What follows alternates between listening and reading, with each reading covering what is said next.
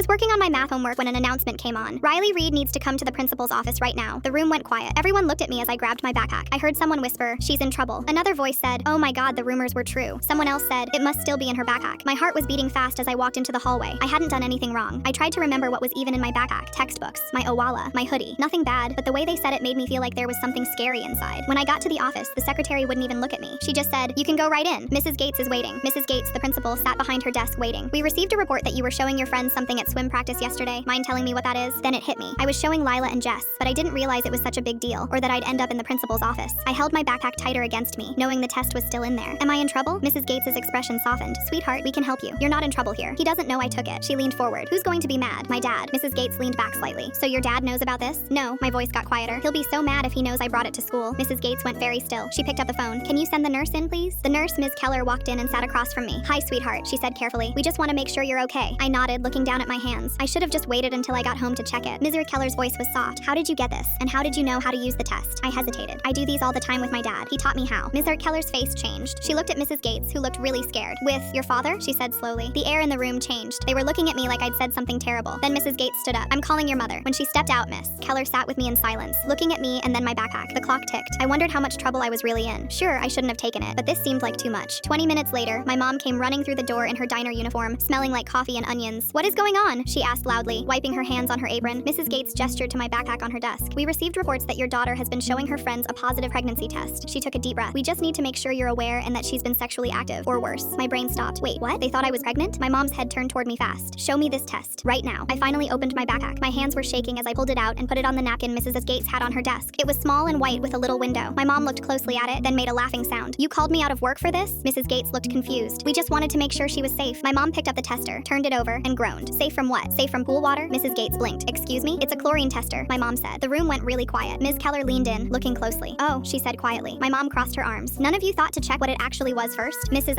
Gates cleared her throat. "It looks like there was a mistake." My mom looked at me. "Did you take this from your dad's work?" I nodded. "I just wanted to show Lila and Jess if the rumors about how dirty the pool was were actually true." I paused. "And they were. It's barely safe to swim in." Mrs. Gates said she was really sorry, and then made a school announcement about talking to people and not spreading rumors, but it was too late. When I got back to class, everyone stared. Someone whispered, "Guess she's not as ran through as they said," and a few kids laughed, but that wasn't even a good joke. I'm not even on the track team.